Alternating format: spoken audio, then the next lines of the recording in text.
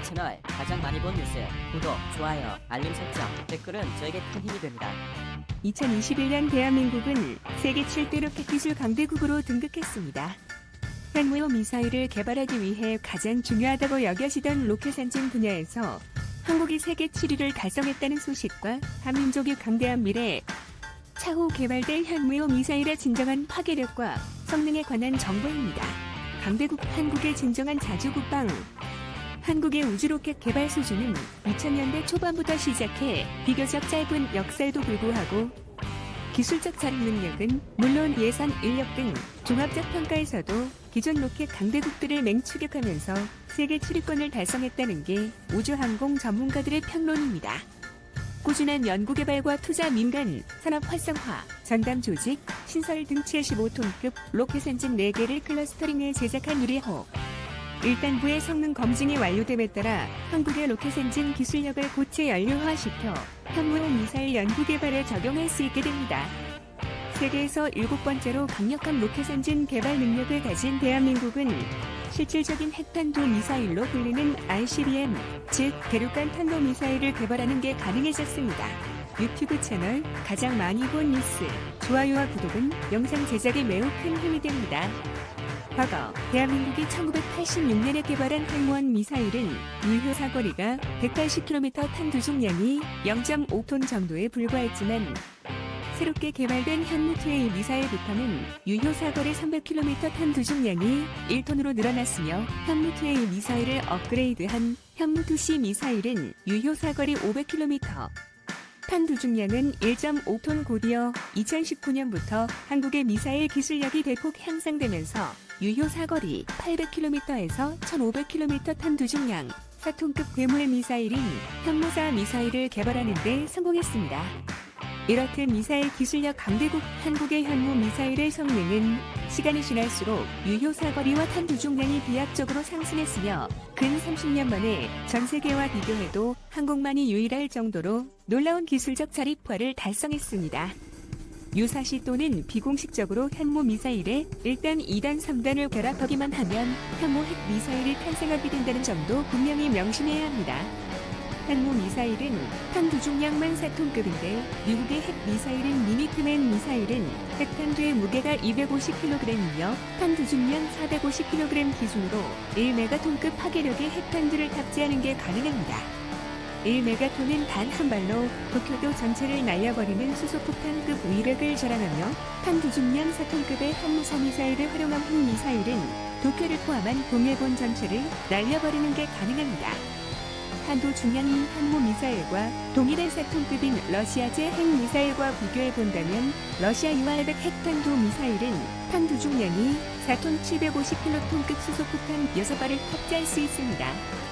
또한 2020년 한국의 고체 연료 제한이 완벽하게 해제됨에 따라 한국의 영원한 주적인 중국과 일본의 현무 미사일 개발 반대를 합법적으로 무시할 수 있게 되었고 미국과의 한미 미사일 지침도 위반하지 않으면서 완전히 합법적으로 대륙간 탄도미사일을 개발할 수 있게 되었습니다. 대륙간 탄도미사일의 필수적인 3단 고체 로켓의 추력 벡터 제어는 누리호의 킥 모터를 개발하면서 기술을 획득했죠. 더 나아가 300톤급 누리호 로켓 엔진 기술까지 보유함에 따라 최소 유효 사거리 1000km, 탄두 중량 5톤급의 대륙간 탄도미사일을 개발하는 게 가능해졌습니다. 여기서 가장 중요한 점은 한국의 영원한 주적인 중국과 일본의 대도시는 현무용 미사일의 사거리가 3000km만 되어도 모든 타격 지점에 포함된다는 점입니다.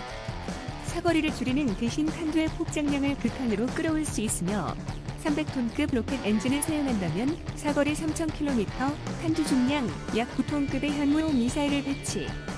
여기에 탄두 중량을 약 500kg만 줄여서 사거리를 4000km로 증대시킨 미국의 트라이던트 미사일 사례를 참고해보면 한국의 현무용 미사일은 약간의 폭장량만 제외시켜도 300톤급 엔진 추력으로 중국의 남부, 베트남, 국경선을 넘어갈 정도의 사거리를 갖추게 됩니다. 즉, 현무용 미사일의 예상 사거리 4000km는 중국 전역을 순식간에 타격할 수 있습니다. 현무용 미사일은 대한민국의 자주국방 상호 확진 파괴 전략에 굉장히 적합하며 유사시 핵 미사일로 전함까지 가능한 한국형 대전략 무기로 탄생. 전 세계에서 유례가 없는 괴물급 미사일을 오직 한국만이 보유할 수 있게 되는 것입니다. 강대국 한국이 탄도미사일 엔진 기술력 세계 7위에 등극하게 되자 진심으로 경악해버린 일본 네티즌들. 일본 커뮤니티와 통해 스레드에 올라온 일본 네티즌들의 다양한 댓글 반응을 번역해봤습니다. 댓글 1.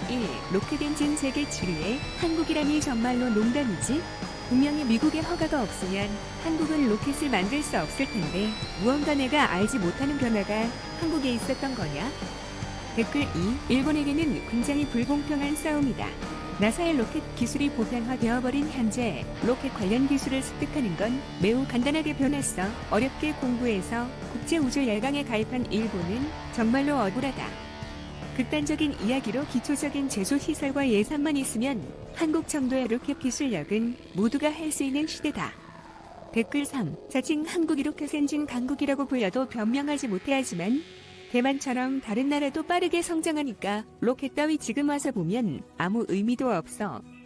댓글 4. 일본의 하야부사 2호가 운석을 들고 기환하니까 한국인들은 우주 발사체 열등감이 불필요할 정도로 심해졌어. 일본의 소중한 노벨상을 질투하는 방식과 똑같아. 댓글 5. 방심하지 말고 철저히 도망쳐라. 일본. 원래 일본의 기술력은 한국, 중국, 인도보다 항상 앞서갔던 건 아니다. 왜 일본은 다른 나라에게 초월당하는 경우의 수를 전혀 생각하지 않는 거야? 초월다가 더 미리 생각해두었던 대비책이 없는 건가? 댓글 6. 철저히 도망치지 않아도 되니까 아무래도 상관없어. 한국은 로켓 개발을 시작한 지 40년이 지나서야 완성했지만 일본은 1954년 이토가와 히데오가 도쿄대학에서 펜슬 로켓의 개발을 시작하여 1970년 일본 최초의 인공위성을 발사하기까지 걸린 기간은 단 16년. 과연 그 당시 일본은 세계에서 가장 뛰어난 국가였다. 댓글 7. 녀석들의 발사체가 빠르게 만들어지는 건 북한의 도움으로 의심된다. 북한의 로켓 기술이 있으면 대형 미사일 개발도 순식간이야. 홋카이도 상공에서 한국군 미사일이 날아다니는 지옥을 보고 싶지 않다면 지금 당장 국제사회에 한국을 고발해야 한다. 댓글 8. 한국의 로켓 개발은 신칸센과 같다. 일본이 고속철도 신칸센을 만드니까 한국이 뒤늦게 KTX라는 여러 제품을 만들었어. 이것은 완전 짝퉁이라고 봐도 좋아. 한국의 현무용 미사일을 개발할 수 있게 되는 핵심적인 로켓 기술에 더욱 더 두려움을 느끼는 일본 네티즌들. 이렇게 본다면 대한민국이 일본을 촉구할 현무용 미사일을 개발해야 할 명분이 확실해집니다. 일본이 싫어할수록 한국에게는 거대한 이득이라는 법칙이 현무용 미사일에도 성립되는군요. 일본 전역을 촉도화시키는 8,000발 이상의 현무 미사일을 보유하는 그날까지 시청해주셔서 감사합니다. 이 동영상은 유튜브 채널 가장 많이 본 뉴스에서 제작하여 게시한다. 구독과 좋아요, 알람 설정은 좋은 영상을 만드는데 많은 힘이 됩니다.